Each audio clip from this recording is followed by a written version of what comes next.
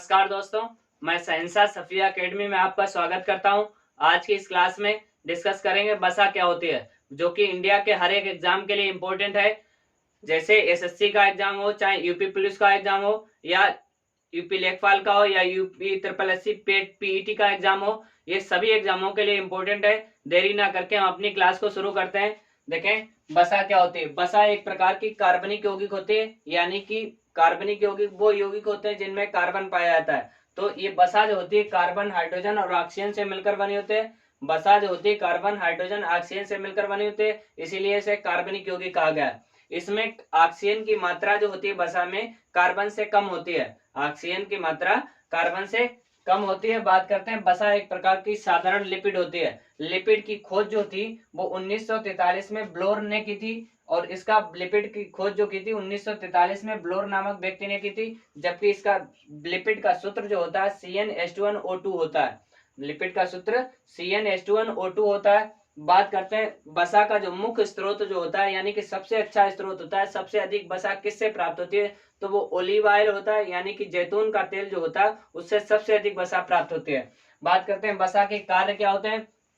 तो बसा का कार्य जो होता है, मुख्य कार्य जो होता है, वो शरीर को ऊर्जा प्रदान करना होता है, यानी कि शरीर को जो एनर्जी देने का काम करती है तो बसा करती है। बात करते हैं दूसरे कार्य की। दूसरा कार्य इसका होता है कार्य क्षमता को बढ़ाना, यानी कि शरीर की कार्य क्षमता बढ़ाने का काम जो करते हैं वो बसा करती है, यानी कि हमारे शरीर में जो कार्य करने की शक्ति आती है वो बसा के कारण आती है। बात करते हैं अगले कार्य की। ये शरीर को आकृति प्रदान करते हैं, यानी कि हमारे शरीर का जो स्ट्रक्चर बनता है या हमारे शरीर की आकृति बनती है, उस आकृति को सुंदरता प्रदान करने का काम भी बसा करती है। अगला पॉइंट की बात करते हैं, इसका अगला कार्य जो होता है, ये शरीर को ताप नियंत्रण बनाए रखती है, यानी कि शरीर के ताप को नियंत्रित रखने का कभी काम करती है, और कोशिका कला का निर्माण करती है, यानी कि शरीर अगर अधिक सर्दी होने पर ये अपने आप को परिवर्तित कर लेती है, और अधिक गर्मी होने पर ये अपने आप को परिवर्तित कर लेती है।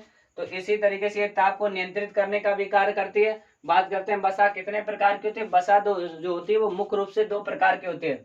बसा मुख्य रूप से दो प्रकार की होती है। पहला संतृप्त बसा और दूसरा असंतृप्त बसा। संतृप्त बसा क्या होती है, वो ये बसा मजबूत बसा होती है और कठोर बसा होती है। इसमें पाचन जो होता है वो जल्दी से होता है, और ये जो होती है अधिक ताप में जल में परिवर्तित हो जाती है, और कम ताप में ठोस में परिवर्तित हो जाती है। इसीलिए शरीर के ताप को नियंत्रित रखती है। अधिक ताप होगा तो जल में परिवर्तित हो जाएगी, यानी कि ढीली हो जाएगी, और ताप अधिक होने पर ये ठोस हो जाती है। इसलिए शरीर के ताप को नियंत्रण बनाए रखते हैं। बात करते हैं जैसे संतृप्त बसा के उदाहरण जो हैं, जैसे घी होता है, डालडा होता है, नारियल के तेल होते हैं, स्किन ऑयल, यानी कि शरीर त्वचा के जितने भी ऑयल होते हैं वो सारे सारे संतृप्त बसा के अंतर्गत आते हैं। बात करते हैं असंतृप्त बसा की।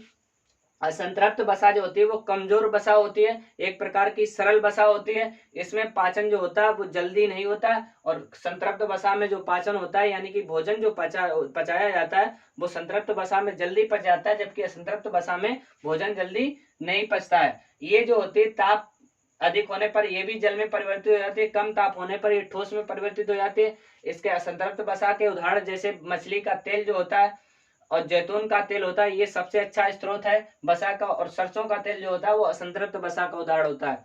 बात करते हैं शरीर में अगर बसा अधिक हो जाती है तो क्या होता है।